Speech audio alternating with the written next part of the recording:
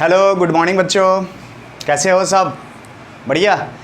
दूसरा चैप्टर आज शुरू करेंगे जिसका नाम है electric potential and capacitance. Okay, तो सब लोग रेडी दूसरा चैप्टर शुरू करने के लिए? जी हाँ, यह है इलेक्ट्रिक पोटेंशियल एंड कैपेसिटेंस। जो पहला चैप्टर हम लोग पढ़े थे electric field, electric charge and field, electric charge and field. इस पहला चैप्टर में क्या था? पहला चैप्टर जनरली जो था इलेक्ट्रिक फोर्स पर आधारित है। किस पर आधारित है? इलेक्ट्रिक फोर्स पर। पहला चैप्टर आपको इलेक्ट्रिक फोर्स पर आधारित था कि कोई भी चार्ज दूसरे चार्ज पर कितना फोर्स लगाएगा, या किसी फील्ड में कोई चार्ज हम रख देंगे तो कितना फोर्स लगेगा, एक डाइपोल किसी दूसरे चार्ज पर कितना फोर्स लगा सकता है। जहाँ भी था सब सिर्फ और सिर्फ या तो शुरू में चार्ज के प्रॉपर्टीज़ के बारे में पढ़े थे, और दूसरा पार्ट फर्स्ट चैप्टर में जो पढ़े थे वह इलेक्ट्रिक फील्ड के बारे में पढ़े थे। और इलेक्ट्रिक फील्ड जो था क्या था? Electric field force on a unit positive test charge. तो बेसिकली पूरा पहला चैप्टर जो है वह फोर्स से संबंधित था। सिंगल चार्ज के कारण फोर्स पढ़े, मल्टीपल चार्ज के कारण फोर्स पढ़े, बाद में गॉस लॉ हम लोग पढ़े। गॉस लॉ भी बेसिकली क्या था? इलेक्ट्रिक फील्ड निकालने के लिए ही पढ़े थे। और इलेक्ट्रिक फील्ड मालूम ही है, यह क्या है? Force on a unit positive test charge. यानी इलेक्ट्रिक फील्ड मालूम है तो किसी भी चार्ज पर फोर्स निकालना हो तो फोर्स बराबर QE। तो यह हम पहले चैप्टर में पढ़े थे। पहला चैप्टर फोर्स और इलेक्ट्रिक फील्ड पर आधारित था पूरा का पूरा, ठीक है। दूसरा चैप्टर जो है जिसका नाम है इलेक्ट्रिक पोटेंशियल एंड कैपेसिटेंस, यह आधारित है आपको इलेक्ट्रिकल एनर्जी पर। इलेक्ट्रिकल एनर्जी या इलेक्ट्रिक एनर्जी बोल दो, इलेक्ट्रोस्टैटिक एनर्जी बोल दो। यह इलेक्ट्रिकल एनर्जी पर है कि आखिर यह फोर्स है, मूव करा रहा है, वर्क कर रहा है, तो एनर्जी यह स्टोर कर सकता है। एनर्जी क्या है? स्टोर कर सकता है। उस एनर्जी के बारे में हम इस दूसरे चैप्टर में पढ़ेंगे, electric potential and capacitance.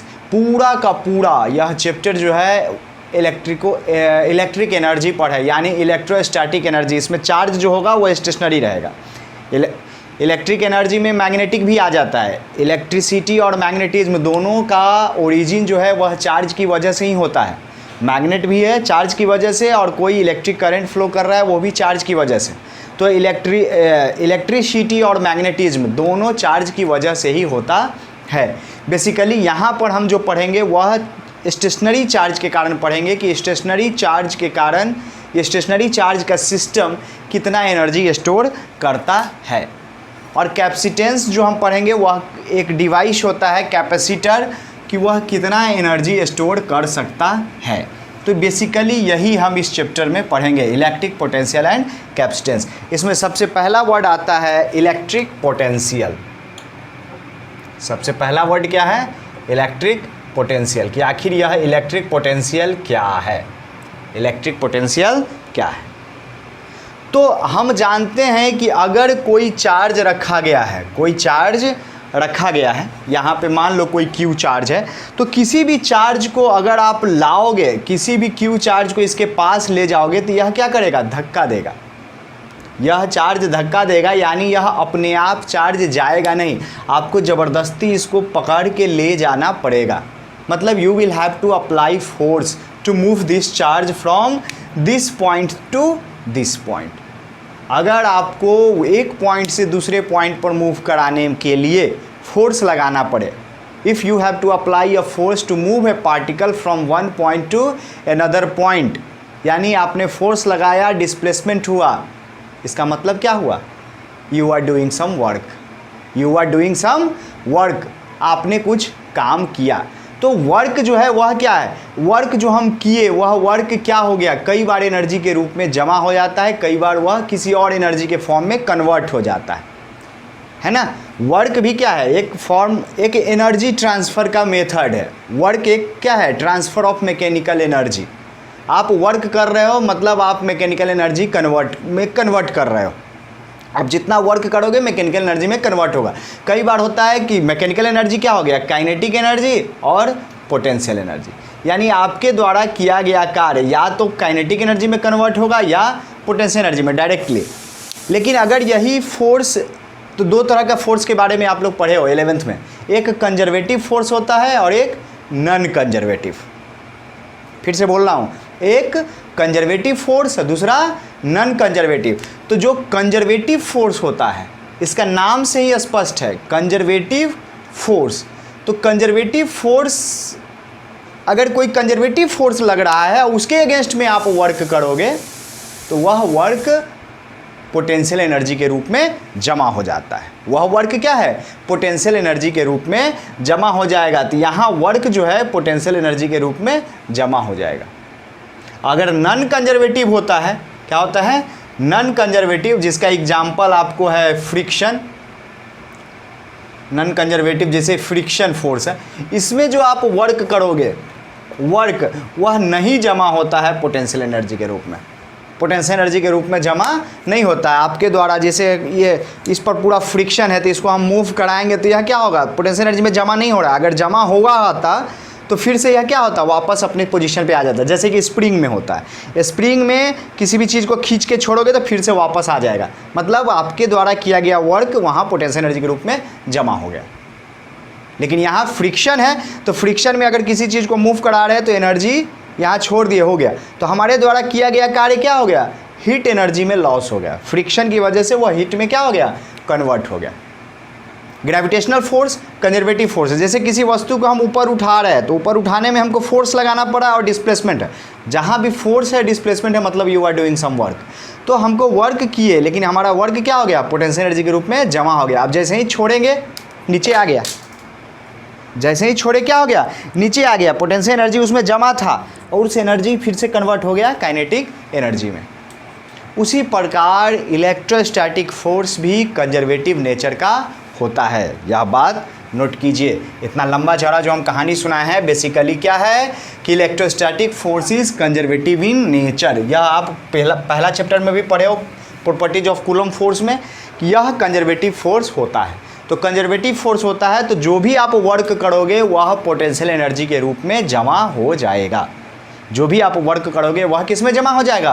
Potential energy के रूप में। जैसे यहाँ पे कोई चार्ज है, अगर आप इस चार्ज को एक दूसरे चार्ज को लाते हो पास में तो आपको फोर्स लगाना पड़ेगा, और आप फोर्स लगाओगे डिस्प्लेसमेंट होगा, यानी आप कुछ वर्क कर रहे हो और आपका जो वर्क होगा वह जमा हो जाएगा पोटेंशियल एनर्जी के रूप में। किस रूप में जमा होगा? Potential energy. यानी इसको हम बोलते हैं इलेक्ट्रोस्टैटिक पोटेंशियल एनर्जी या electric potential energy. Electric potential energy में यह क्या हो जाएगा? जमा हो जाएगा। यह वाला चार्ज रेस्ट में है और इसको स्लोली मूव करा के लाना है। ये बात क्लियर? तो उसी पर आधारित डिफिनीशन दिया गया है कि इलेक्ट्रिक पोटेंशियल क्या है? It is the work done, it is the work done to carry work done to carry a unit positive test charge. It is the work done to carry unit positive test charge from infinity to a point, infinity to a point in the to the point, infinity to the point in the electric field, in the electric field without acceleration, without acceleration, या दूसरा चीज बोलो slowly. यानी क्या है? Electric potential जो है जिसका सिंबल भी है, यह है वर्क डन। यह क्या है? Work done. कहाँ से कहाँ लाने में? इन्फिनिटी से किसी पॉइंट पी पर। वर्क डन है किसी इन्फिनिटी से पॉइंट पी पर लाने में, जिस पी पॉइंट पर आपको पोटेंशियल पूछा जाएगा in the electric field without acceleration, slowly. किस चार्ज को लाना है? यूनिट पॉजिटिव टेस्ट चार्ज को। इसलिए हम चार्ज से डिवाइड कर देंगे, चार्ज से डिवाइड कर देंगे यूनिट बनाने के लिए। जैसे कभी भी पर केजी पूछता है तो क्या करते हैं? जितना, जैसे किसी चीज़ का दाम पर केजी पूछेगा तो 10 किलो का दाम मालूम है तो 10 से डिवाइड कर दो तो 1 किलो का निकल जाएगा। 15 किलो का मालूम है तो 15 से डिवाइड कर दो तो 1 किलो का निकल जाएगा। यानी जितना है उसको उसी के मैग्नीट्यूड से डिवाइड कर दो तो वह यूनिट बन जाएगा। तो यही है, अगर क्यू चार्ज पर इतना वर्क करना पड़ा है तो यूनिट चार्ज पर कितना करना पड़ेगा? क्यू से डिवाइड कर दो। तो इसीलिए हमने क्यू से डिवाइड कर दिया। तो यह सबसे बेसिक फार्मूला हो जाता है इलेक्ट्रिक पोटेंशियल का, electric potential is work done per unit charge. इसका ऐसा यूनिट क्या हो जाएगा? SI यूनिट हो जाएगा वोल्ट, SI यूनिट वोल्ट, जहाँ 1 वोल्ट बराबर क्या हो जाएगा 1 जूल पर कूलम, 1 जूल पर कूलम। अगर 1 कूलम चार्ज को मूव कराने में, 1 कूलम चार्ज को मूव कराने में अगर 1 जूल वर्क करना पड़ा, इसका मतलब वहाँ पोटेंशियल क्या है 1 वोल्ट है। तो यहाँ देखो पोटेंशियल क्या है, it is the work done to carry a unit positive test charge from infinity to the point. यानी यह जब भी पूछा जाएगा आपको इलेक्ट्रिकल पोटेंशियल किसी पॉइंट पर पूछा जाएगा। इलेक्ट्रिकल पोटेंशियल जब भी पूछा जाएगा क्या होगा एट ए पॉइंट। इलेक्ट्रिक पोटेंशियल किसी पॉइंट पर होता है और वह पॉइंट कहाँ है किसी इलेक्ट्रिक फील्ड में। यानी इलेक्ट्रिक फील्ड यानी पहले से वहाँ कोई फील्ड था, कोई चार्ज फोर्स लगाने वाला था। कहने का मतलब इलेक्ट्रिक फील्ड है तभी ना उस पर कोई फोर्स लगा रहा होगा, अब फोर्स लगा रहा होगा तभी वर्क डन होगा। तो इसीलिए ये डिफिनीशन में है कि अगर इलेक्ट्रिक फील्ड में कहीं कोई पॉइंट है तो उस पॉइंट पर पोटेंशियल पूछेगा।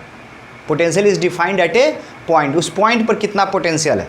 जैसे यह बोर्ड हो गया, इस बोर्ड पे कहीं पूरा इस बोर्ड में इलेक्ट्रिक फील्ड है, यानी कोई इलेक्ट्रिक फील्ड है, इसका मतलब कि अगर आप चार्ज लाओगे तो इसमें फोर्स लगता है, तो पूछेगा कि इस पॉइंट पर कितना पोटेंशियल है। तो इस पॉइंट पर पोटेंशियल का मतलब क्या हो गया कि हम किसी चार्ज को दूर से ला के इस पर रखेंगे और टोटल जितना हमको वर्क करना पड़ेगा +1 चार्ज को लाने में, यूनिट पॉजिटिव चार्ज को, हम समझ जाएंगे कि उतना ही पोटेंशियल यहाँ है। यानी यहाँ जितना ज़्यादा पोटेंशियल होगा उतना ज़्यादा हमको वर्क करना पड़ेगा। जितना ज़्यादा पोटेंशियल होगा उतना ज़्यादा हमको वर्क करना पड़ेगा। ठीक है, तो इसी डिफिनीशन के आधार पर क्या होता है, डायमेंशनल फार्मूला अगर आपसे पूछेगा, dimensional formula of electric potential, तो क्या हो जाएगा work done per unit charge, यानी W/Q का डायमेंशन। तो W का डायमेंशन क्या हो जाएगा ml² T-2, ये तो सबको याद है, और चार्ज का करंट गुने टाइम, यानी फाइनली इलेक्ट्रिक पोटेंशियल का डायमेंशन हो जाएगा ml² T-3 A-1। तो यह बेसिक फार्मूला आप याद रखिएगा। ये याद नहीं रखना है, ये याद रखना है कि पोटेंशियल होता है work done per unit charge. ठीक है, चलिए आपको हम बता दें कि डिस्क्रिप्शन बॉक्स में आपको एक PDF फाइल का लिंक होगा जो सेकेंड चैप्टर का पूरा नोट्स है। आप वहां से वह लिंक पर क्लिक करके PDF फाइल डाउनलोड कर लो, उसको रीड आउट भी करते रहना और साथ में हम यहाँ जो पढ़ा रहे हैं उसको अच्छे से सुनते रहना है। ठीक है, और जो इंपॉर्टेंट लगे आप कलम कॉपी लेके बैठो, उसको नोट करते चले जाओ। अदरवाइज नोट्स में काफ़ी कुछ लिखा हुआ है, हाँ, लेकिन न्यूमेरिकल्स नोट्स में नहीं है, हैंड रिटन नोट्स में न्यूमेरिकल नहीं है। तो जो भी न्यूमेरिकल्स हम बोर्ड पर बनाएंगे समझ जाना कि उसको लिखना है, अपने नोटबुक में क्या करना है लिखना है, क्योंकि सिर्फ थ्योरी पार्ट ही आपको हैंड रिटन नोट्स जो PDF लिंक आपको डिस्क्रिप्शन बॉक्स में उसमें मिलेगा। ठीक है, चलिए अगला टर्म है electric potential difference. Electric potential difference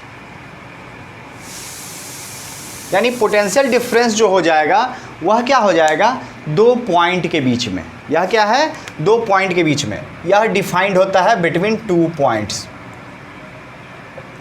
जब पोटेंशियल पूछेगा तो किसी खास पॉइंट पर पूछेगा, पोटेंशियल डिफरेंस पूछेगा तो 2 पॉइंट के बीच में पूछेगा। तो यानी यहाँ पे डिफाइन करेंगे electric potential difference between A and B is defined as the work done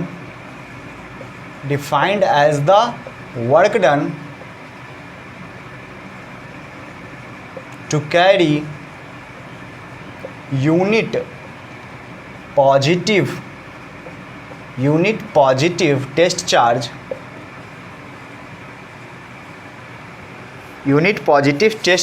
from, देखो potential difference between A and B है, मतलब A फाइनल है और B इनिशियल है।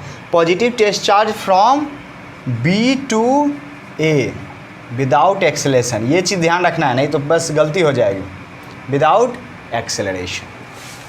तो यानी पोटेंशियल डिफरेंस जो हो जाएगा VAB यानी potential difference between A and B, V A B बराबर क्या होगा, V A minus V B, V A minus V B. तो V A minus V B क्या हो गया, यह हो गया work done W A B बटा क्यू, जिस चार्ज को आप मूव करा रहे हो। और डब्ल्यू ए बी का मतलब क्या है, डब्ल्यू ए बी हो गया work done to carry from B to A. इस सिंबल को ध्यान में रखना, बी से ए जब मूव करता है तब उसको डब्ल्यू ए बी बोलते हैं, ठीक है। क्लियर। तो पोटेंशियल डिफरेंस जो हो गया वर्क डन हो गया ए टू बी। तो पहले पोटेंशियल हो गया इन्फिनिटी के रिस्पेक्ट में, जैसे अगर दो पॉइंट हैं, यह ए है और यह बी है, ठीक है। तो इन्फिनिटी से यहाँ लाने में जो वर्क होगा इस वर्क को भी ए बोलेंगे, क्या बोलेंगे, भी ए। और फिर इन्फिनिटी से बी लाने को जो वर्क होगा इसको हम भी बी बोलेंगे, क्या बोलेंगे, भी बी। और बी से जो ए लाने में जो वर्क होगा इसको हम बोलेंगे भी A B, unit positive test charge, ठीक है। तो यानी देख लो, यहाँ से यहाँ से बी लाने में वर्क और यहाँ से ये, ठीक है। तो भी ए माइनस भी बी, भी ए बी क्या होता है, भी ए माइनस भी बी। डन। चलिए, तो यह पोटेंशियल डिफरेंस, अगर आपको पोटेंशियल डिफरेंस मालूम है, अगर आपको पोटेंशियल डिफरेंस क्या है मालूम है, पोटेंशियल डिफरेंस बराबर हो गया जैसे भी ए बी। यहाँ बस ध्यान रखना है कि फाइनल पॉइंट हमारा क्या है। तो ये सिंबल नहीं भी याद है तो आप सीधा जान जाओ फाइनल माइनस इनिशियल क्या है, भी फाइनल। यानी यहाँ हम सीधे अगर लिखे कभी भी पोटेंशियल डिफरेंस पूछे तो भी फाइनल माइनस भी इनिशियल। कई बार स्पष्ट दिया रहता है कि कौन फाइनल पॉइंट है और कौन इनिशियल पॉइंट है। कई बार इसी टर्म में रहेगा कि potential difference between A and B. तो अगर सीधे ए एंड बी लिख देगा तो ए फाइनल हो गया, बी इनिशियल हो गया। और नहीं तो अगर बात दे दिया कि वर्क डन निकालना कि जब चार्ज को हम बी से ए मूव कर रहे हैं तो हमको मालूम है कि ये फाइनल है और बी इनिशियल है। कभी दे देगा work done to move a charge from A to B, तो वहाँ बी फाइनल हो गया, ए इनिशियल हो गया। तो जब भी हमको वर्क डन निकालना होगा तो वर्क डन बराबर क्या हो जाएगा, क्यू डेल्टा भी। इस फार्मूला को याद रखना, वर्क डन क्या हो जाएगा, क्यू डेल्टा भी। यानी वर्क डन अगर आप 1 पॉइंट से 2 पॉइंट की ओर जा रहे हो, कहाँ से कहाँ जा रहे हो, 1 से 2, तो यहाँ Q बराबर हो जाएगा V2 माइनस V1। यानी 1 से 2 जा रहे हो तो फाइनल माइनस इनिशियल। सिम्बॉलिकली लिखेंगे तो यह W21 होता है। W21 का मतलब होता है 1 से 2 आप मूव किए, Q V2 माइनस V1, ठीक है। तो अगर आपको वर्क डन मालूम है तो पोटेंशियल डिफरेंस निकल जाएगा, और पोटेंशियल डिफरेंस मालूम है तो वर्क डन निकल जाएगा, ठीक है। तो दोनों रिलेशन हमको मालूम हो गया कि वर्क डन, तो 2 पॉइंट के बीच में पोटेंशियल डिफरेंस मालूम है तो 2 पॉइंट में मूव कराने में वर्क डन भी मालूम हो जाएगा। यानी वर्क डन और पोटेंशियल आपस में मिलता जुलता चीज़ है। पोटेंशियल क्या है, work done on unit positive charge, work done to carry unit positive charge, बस, ठीक है। तो अभी तक हम 2 चीज़ सीखे, पोटेंशियल सीखे और पोटेंशियल डिफरेंस सीखे। पोटेंशियल जो हो गया वह इन्फिनिटी से किसी चीज़ को लाने में वर्क डन होता है, तो वहाँ भी वर्क डन निकालना हो तो वर्क डन कब, किसी पॉइंट से इन्फिनिटी तक ले जाने में, तो वही हो जाएगा Q इंटू, मतलब वर्क डन पूछे इन्फिनिटी से किसी पॉइंट को लाने में तो सिंपल पोटेंशियल हो जाएगा। Q चार्ज को लाने में तो Q इंटू भी हो जाएगा, Q इंटू भी हो जाएगा। जैसे हम अभी लिख देते हैं, ये क्लियर हो जाएगा। इस बात को लिख लेना, इस टाइप का हो गया कि if potential at A is V A and potential at B is V B, then work done to carry charge Q from charge Q, इसमें बहुत सारा क्वेश्चन देते हैं, फ्रॉम, यहाँ फ्रॉम लिखते हैं, यहाँ टू लिखते हैं। अगर दे देगा फ्रॉम इन्फिनिटी टू ए, तो क्या आंसर हो जाएगा, इन्फिनिटी से ए, तो ए पर आपको पोटेंशियल VA मालूम है, तो यानी VA जो हो गया वह वर्क डन हो गया एक चार्ज को लाने में, तो Q चार्ज को लाने में Q गुने VA, ऐसा हो जाएगा। अगर इन्फिनिटी से B दे दिया तो Q इंटू VB, अगर A से इन्फिनिटी दे दिया कि नहीं, इन्फिनिटी से A नहीं बल्कि A से इन्फिनिटी, तो यह हो जाएगा माइनस Q VA, और अगर दे दिया B से इन्फिनिटी तो यह हो जाएगा माइनस Q VB। तो यहाँ जो वर्क डन हम बोल रहे हैं, अगर कुछ नहीं दिया हो तो वर्क डन मतलब by external force, work done by external force, कुछ नहीं दिया हो तो यह work done by external force हो गया। ठीक है, फिर इसी क्रम में आएगा कि A से B, तो A से B जो हो जाएगा वह क्या हो जाएगा, Q VB माइनस VA, और अगर रहे B से A तो Q VA माइनस VB, ये ध्यान रखना है। तो यह सब जो है work done by external force है, आपको यही याद रखना है। कई बार पूछ देगा work done by electric force, work done by electric force, work done by electric force जो हो जाता है वह होता है negative of work done by external force, work done by external force. ऐसा क्यों? क्योंकि अगर आप कैरी कर रहे हो तो एक्सटर्नल फोर्स हमेशा क्या होगा, इलेक्ट्रिक फोर्स के उल्टा लगाओगे। अगर वह धक्का दे रहा है तो आप उसको खींचने के लिए उल्टा फोर्स लगाओगे, अगर वो खुद खींच ही रहा है तो आप उसको रोकने के लिए कि भाई काइनेटिक एनर्जी में कन्वर्ट ना हो, पोटेंशियल एनर्जी में कन्वर्ट होना है, तो आप उसको रोके रहोगे ताकि धीरे धीरे मूव करे। तो हमेशा जो आप फोर्स लगाओगे वह इलेक्ट्रिक फोर्स के उल्टा लगाओगे, इसीलिए एक्सटर्नल फोर्स द्वारा वर्क जो होगा हमेशा इलेक्ट्रिक फोर्स का अपोजिट होगा। तो इसीलिए work done by electric force जो हो जाएगा negative of work done by external force. जैसे कोई चार्ज यहाँ पे है, अगर यह प्लस Q चार्ज रखा हुआ है, यहाँ पे हम स्मॉल q चार्ज लाते हैं, तो इलेक्ट्रिकल फोर्स अगर इधर मूव कराना है, इधर मूव कराना है तो इलेक्ट्रिकल फोर्स तो इधर लगेगा, और एक्सटर्नल फोर्स मूव कराने के लिए इधर लगाना पड़ेगा। ठीक है, तो यहाँ दोनों अपोजिट फोर्स है, तो इसके कारण वर्क डन पॉजिटिव होगा, इसके कारण नेगेटिव होगा। और दूसरा केस अगर हम ले लें कि नहीं नेगेटिव चार्ज है, अगर यहाँ माइनस Q है और यहाँ से अगर आप प्लस Q ला रहे हो तो इलेक्ट्रिकल फोर्स इधर लगेगा, इलेक्ट्रिकल फोर्स इधर लगेगा, और इधर ही मोशन है V है, और आपको स्लोली मूव कराना है, इसलिए आपका एक्सटर्नल फोर्स जो हो जाएगा इधर हो जाएगा। तो इस बार क्या होगा, इस बार आपको work done by external force negative होगा, work done by external force negative, जबकि work done by electrical force positive, क्योंकि इसमें फोर्स और डिस्प्लेसमेंट एक ही दिशा में। तो work done by electrical force positive है, यहाँ work done by external force negative. इस केस में work done by external force positive, work done by electric force negative. तो यानी एक दूसरे का उल्टा होता है। तो ये क्वेश्चन में ध्यान से पढ़ना है, कुछ ना दिया रहे सीधे वर्क डन पूछे तो मतलब एक्सटर्नल फोर्स, और कई बार पूछ देता है work done by electric force, तो वहाँ पे फिर हमको जो भी ये पढ़े हैं सबका उल्टा हो जाएगा। यहाँ माइनस हो जाएगा, माइनस हो जाएगा, यहाँ प्लस, यहाँ फिर माइनस, यहाँ प्लस, यानी यहाँ VA माइनस VB या यहाँ VB माइनस VA, तो ये उल्टा करना। तो आपको बस ये याद रखना है, this is the work done by external force, इसको एकदम नोट कर लो। ठीक है,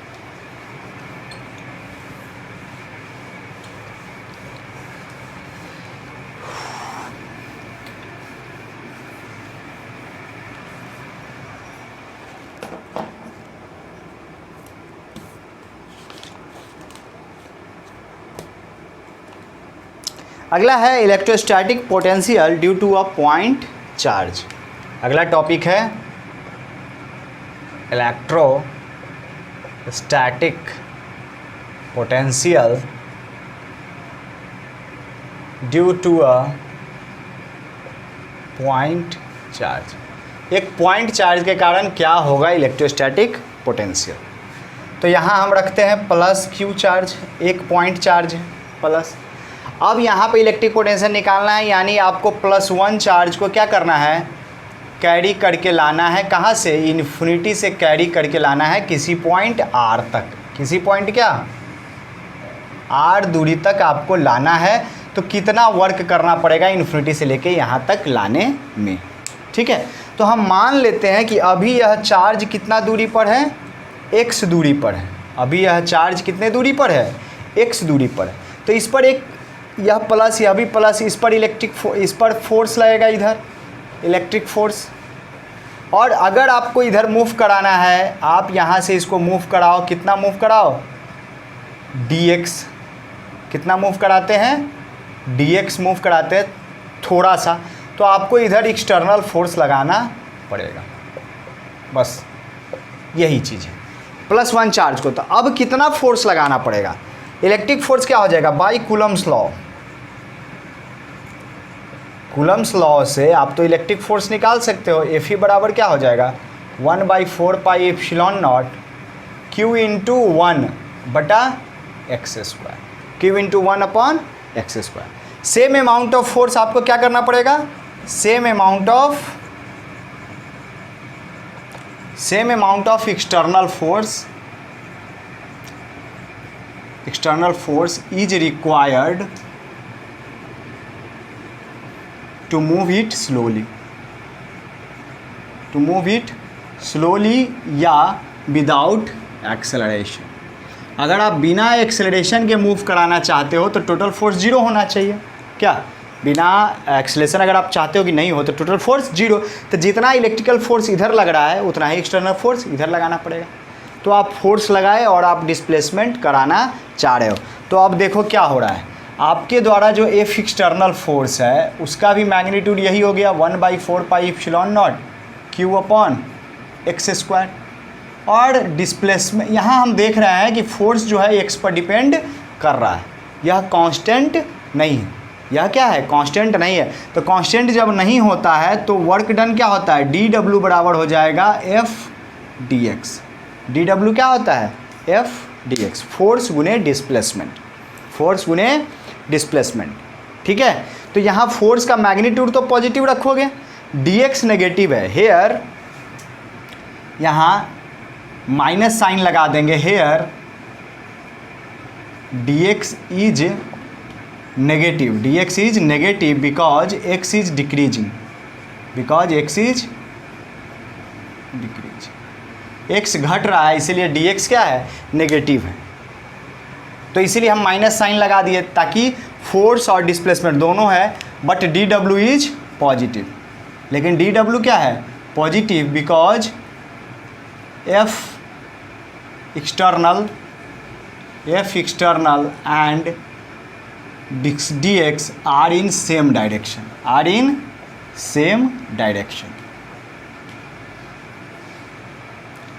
डिस्प्लेसमेंट भी इधर हो रहा है, फोर्स भी इधर है, तो dW पॉजिटिव होगा। लेकिन यहाँ पर अगर हम माइनस साइन नहीं लगाते तो ये पॉजिटिव और यह नेगेटिव, तो मिल के नेगेटिव हो जाता। इसीलिए यहाँ माइनस साइन लगाना पड़ा ताकि dW क्या हो जाए, पॉजिटिव हो जाए, क्योंकि हमको दिख रहा है डायरेक्शन से कि dW पॉजिटिव है। तो dW बराबर ये हो जाएगा। अब इसको इंटीग्रेट करना पड़ेगा। पहले dW यहाँ F एक्सटर्नल का वैल्यू रखेंगे, फिर इंटीग्रेट करेंगे। तो इस बात का स्क्रीनशॉट ले लो और उसके बाद आगे बढ़ते हैं। नोट्स में है सब, जो भी डिस्क्रिप्शन बॉक्स में नोट्स है उसमें सब कुछ है। तो आगे क्या हो जाएगा, थोड़ा बहुत अंतर आ सकता है यहाँ जो पढ़ा रहे हैं। तो यहाँ से हो गया dW बराबर 1/4πε0 Q/x² इंटू dx, और यहाँ माइनस साइन। तो total work done -1/4πε0 Q, constant चीज़ बाहर ले लिए, अंदर में हो गया dx/x²। कहाँ से, इन्फिनिटी से किस दूरी पर, r दूरी तक हमको लाना है। बस काम ख़त्म। इसका इंटीग्रेशन क्या हो जाएगा, -Q/4πε0 1/x² का -1/x, कहाँ से कहाँ, इन्फिनिटी से r। तो यहाँ से W बराबर हो गया 1/4πε0 Q/, यहाँ लिमिट रख दो, नेगेटिव बाहर आ गया तो पॉजिटिव, लिमिट रखोगे तो 1/r माइनस 1/इन्फिनिटी, 1/r माइनस 1/इन्फिनिटी। तो 1/इन्फिनिटी 0, यही W हो जाएगा 1/4πε0 Q/r। तो इसी वर्क को हम क्या बोलते हैं, यही हो गया work done to carry unit positive charge from infinity to this point. इसी वर्क को हम बोलेंगे पोटेंशियल। क्या बोलेंगे, पोटेंशियल। तो यानी यहाँ पर आपको एक पोटेंशियल का फार्मूला डिराइव हो गया जो कि बहुत इंपॉर्टेंट है एग्ज़ाम पॉइंट ऑफ व्यू से, 1/4 pi epsilon not Q upon R। 1/4 pi epsilon not Q upon R। ठीक है, यह हो गया। डिराइव कर लीजिएगा एक बार खुद से। पहले वीडियो पॉज करके आप सोचो कि आप डिराइव खुद से कर सकते हो कि नहीं कर सकते हो, उसके बाद फिर वीडियो को आगे देखो। तो अब यहाँ पे हो गया potential 1/4 pi epsilon not Q upon R एक सिंगल चार्ज के कारण। तो अब यहाँ क्या हो जाएगा, if Q is positive, Q अगर आपको पॉजिटिव है तो V जो होगा वह पॉजिटिव होगा, और Q इज नेगेटिव, अगर Q नेगेटिव है तो V जो होगा नेगेटिव होगा। और यहाँ V जो है इन्वर्सली प्रोपोर्शनल टू R है, V inversely proportional to R है। इसका मतलब नियर इफ़ वी गो, यानी हम ऐसा फोटो बनाए थे, अगर यहाँ पॉजिटिव चार्ज है, एक पॉइंट यहाँ A है, यह पॉइंट यहाँ B है, यह पॉइंट A है और यह पॉइंट B है। इधर अगर देखो तो इलेक्ट्रिक फील्ड इधर होगा। ठीक है, तो आप जितना नज़दीक में आओगे पोटेंशियल उतना ज़्यादा होगा। VA ग्रेटर देन क्या होगा, VB। ठीक है, लेकिन अगर यहाँ नेगेटिव चार्ज है ऐसा, यहाँ इलेक्ट्रिक फील्ड का डायरेक्शन ये होगा, लेकिन पोटेंशियल का नज़दीक में जाओगे VA more negative than VB, यह ज़्यादा नेगेटिव होगा और यह कम नेगेटिव, क्योंकि नेगेटिव के कारण तो नेगेटिव पोटेंशियल होता है, तो नज़दीक में मैग्नीट्यूड ज़्यादा रहेगा, इन्वर्सली प्रोपोर्शनल टू R है, तो यह ज़्यादा नेगेटिव और यह कम नेगेटिव। इसका मतलब क्या है कि यहाँ VA जो हो जाएगा छोटा हो जाएगा VB से। ध्यान देना, पोटेंशियल के केस में नेगेटिव होना मतलब रियली में छोटा होना, नेगेटिव होना मतलब छोटा होना, पॉजिटिव होना मतलब बड़ा होना। ठीक है, चार्ज के केस में ऐसा नहीं था। -2 कूलम और +2 कूलम को जब कंपेयर करते थे तो हम नहीं बोलते थे कि -2 कूलम छोटा है +2 कूलम से, नहीं, वहाँ सिर्फ हम ये बोलते थे कि both charge have same magnitude but their nature is different. लेकिन यहाँ पर पूछेगा -2 वोल्ट और +2 वोल्ट, तो यस बेझिझक हम बोलेंगे कि -2 वोल्ट छोटा है +2 वोल्ट से। -2 वोल्ट क्या है, छोटा है +2 वोल्ट से। तो यहाँ देखेंगे नेगेटिव चार्ज के नज़दीक जाओगे तो पोटेंशियल घटेगा, और इन्फिनिटी पर पोटेंशियल हम 0 मानते हैं। इन्फिनिटी पर पोटेंशियल क्या है, 0। सारा डेरिवेशन यही सोच के हम किए हैं, वहाँ पर 0 मानते हैं, इसलिए वहाँ से जो भी वर्क होता है वो पोटेंशियल के रूप में जमा होता चला जाता है। तो यही है कि जितना नेगेटिव के पास आओगे यह घटता जाएगा, और दूर जाओगे बढ़ता जाएगा, बढ़ते बढ़ते मैक्सिमम 0 होगा। इस केस में है नज़दीक आओगे बढ़ता जाएगा, दूर जाओगे घटता जाएगा, घटते घटते यहाँ 0 होगा। यहाँ बढ़ते बढ़ते 0, वहाँ घटते घटते 0। और दोनों में एक चीज़ कॉमन है कि इलेक्ट्रिक फील्ड की दिशा में पोटेंशियल घटता है। दोनों में कॉमन क्या है, कॉमन चीज़ ये है, बहुत इम्पॉर्टेंट बात है कि potential decreases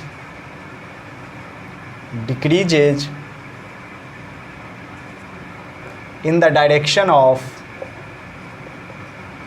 the direction of electric field, in the direction of electric field। या दूसरा लैंग्वेज में आप बोल सकते हो कि electric field flows from higher potential to lower potential. Electric field कहाँ से कहाँ होता है, हायर से लोअर पोटेंशियल की तरफ। यहाँ भी A से B है, A हायर है B लोअर है, यहाँ क्या है B हायर है A लोअर है, तो B से A।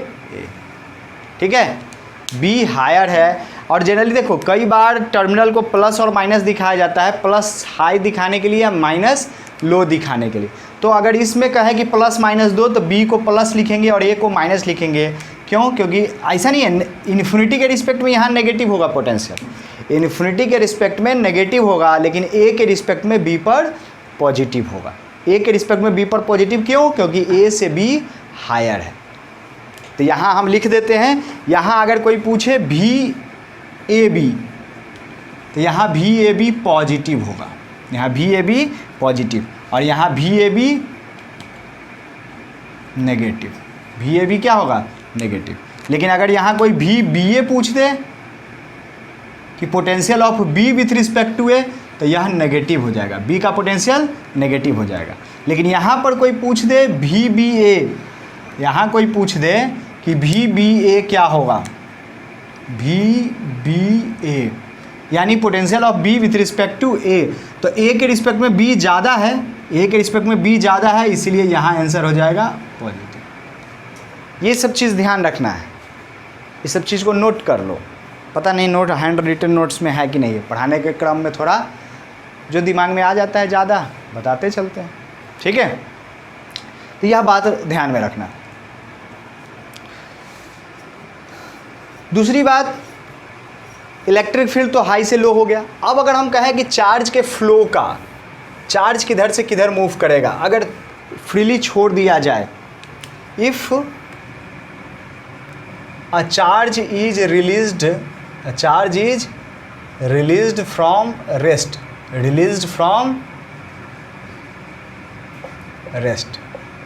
then पहला case, if Q is positive, अगर Q पॉजिटिव है, Q क्या है? पॉजिटिव। तो गौर से देखो दोनों केस में, अगर यहाँ पर Q रखते हो पॉजिटिव, अगर Q पॉजिटिव रखते हो तो वह कहाँ से कहाँ मूव करेगा? आप जानते हो प्लस रखोगे तो वह A से B जाएगा, और यहाँ पर प्लस रखोगे तो यह किधर मूव करेगा?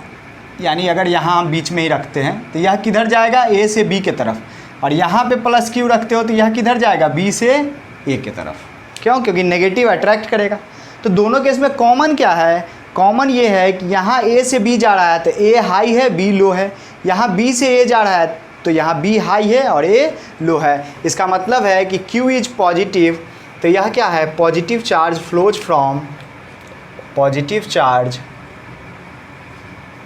From higher potential to lower potential, higher potential to lower potential. High potential से लो पोटेंशियल के तरफ मूव करेगा पॉजिटिव चार्ज। लेकिन इसी की जगह अगर नेगेटिव चार्ज रखो, but if Q is negative, अगर Q क्या है? नेगेटिव है, अगर इस Q की जगह माइनस Q रखा जाए तो माइनस Q क्या होगा? प्लस इसको अट्रैक्ट करेगा, यानी इधर मूव करेगा। यहाँ पे माइनस Q रखा जाए तो वह किधर अट्रैक्ट होगा? माइनस Q को रिपेल करेगा यहाँ, यानी यहाँ माइनस Q A से B के तरफ, यहाँ माइनस Q B से A के तरफ। कॉमन क्या है दोनों में? यहाँ माइनस Q B से A यानी लो पोटेंशियल टू हाई, यहाँ माइनस Q A से B यानी लो से हाई। दोनों में कॉमन यही है कि negative charge flows from, if Q is negative it will flow from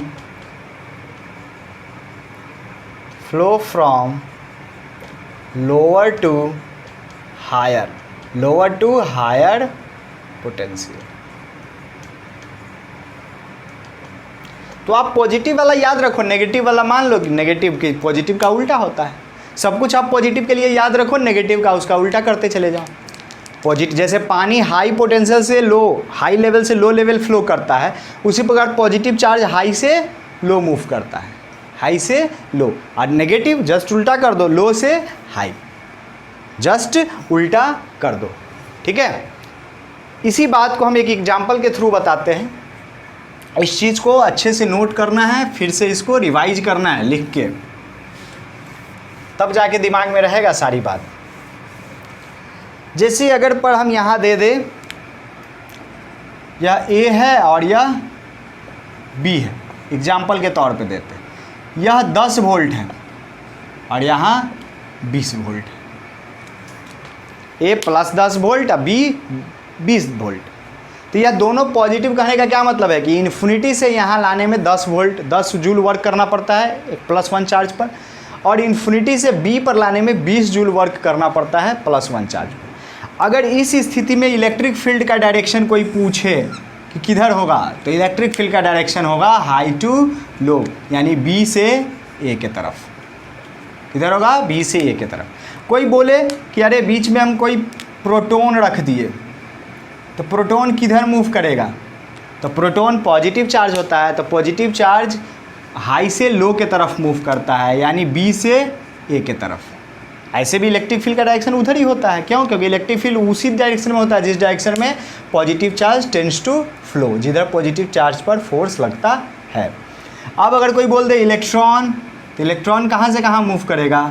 electron move करेगा ए से बी के तरफ, ए से बी के तरफ। ठीक है, एक बात ये भी है। दूसरा चीज़ एक और आता है इसमें, जैसे आपने पढ़ा वर्क डन बराबर क्यू डेल्टा भी। कई बार पूछा जाता है gain in kinetic energy, gain in kinetic energy. यह गेन इन काइनेटिक एनर्जी आपको वर्क डन के बराबर ही हो जाएगा। गेन इन काइनेटिक एनर्जी क्या हो जाएगा? लॉस इन पोटेंशियल एनर्जी बराबर गेन इन बराबर that is work done. Loss in potential energy, और यही हो जाएगा work done by electric force, work by electric force, या negative of work done by external force.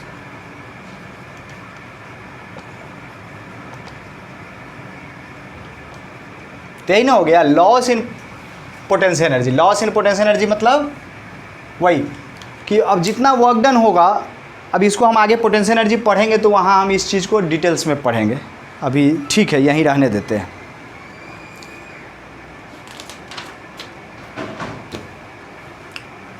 तो हम यहाँ देख रहे हैं कि अगर एक पॉइंट चार्ज है, तो पॉइंट चार्ज से बराबर बराबर दूरी पर फ्रॉम पॉइंट चार्ज अगर देखा जाए तो हमारे पास आया है फार्मूला v बराबर 1/4 pi epsilon naught Q upon R. आप जल्दीबाजी में के क्यू अपॉन आर भी लिख सकते हो। के मतलब coulomb constant 1/4 pi epsilon not. तो यहाँ क्या हो जाएगा कि अगर एक चार्ज है तो बराबर दूरी पर हर जगह पोटेंशियल क्या होगा? सेम होगा। अगर यहाँ क्यू चार्ज है तो हर जगह पोटेंशियल क्या होगा? सेम होगा। तो यहाँ स्फेरिकल सिमेट्री होता है। क्या होता है? Spherical symmetry. दूसरी बात, इलेक्ट्रिक फील्ड जो होता है वह होता है 1/4 pi epsilon naught Q by R square. तो यहाँ electric field inversely proportional to R square है, वहाँ इन्वर्सली प्रोपोर्शनल टू आर है। अगर एक ही स्केल में इसका ग्राफ खींचा जाए ई और भी का, तो r = 1 पे दोनों का मैग्नीट्यूड बराबर होगा।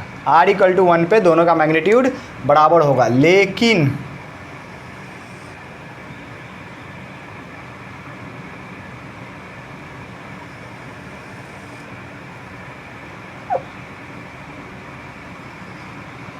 r = 1 पे तो दोनों का मैग्नीट्यूड बराबर होगा, लेकिन 1 से जब ज़्यादा जाओगे, 1 से ज़्यादा इलेक्ट्रिक फील्ड का वैल्यू क्या होगा? कम रहेगा। यानी यह ग्राफ आपको इलेक्ट्रिक फील्ड होगा और यह पोटेंशियल का। लेकिन 1 से कम में आपको इलेक्ट्रिक फील्ड ज़्यादा होगा, पोटेंशियल कम होगा। इधर चले आओ तो इलेक्ट्रिक फील्ड का मैग्नीट्यूड जो होगा वह बड़ा होगा पोटेंशियल के मैग्नीट्यूड से, और इस केस में इलेक्ट्रिक फील्ड का मैग्नीट्यूड छोटा होगा पोटेंशियल के मैग्नीट्यूड से। क्यों? क्योंकि r का वैल्यू जो है, r अगर लेस देन 1 है तो उस समय क्या हो जाएगा? r² छोटा हो जाएगा r से। लेकिन अगर r ग्रेटर देन 1 है तो उस केस में r² ग्रेटर देन r हो जाएगा।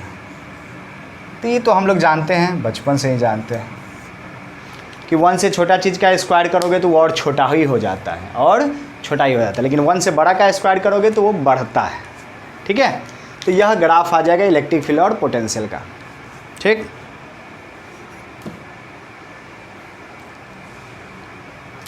तो आज के लेक्चर हम यही रहने देते हैं।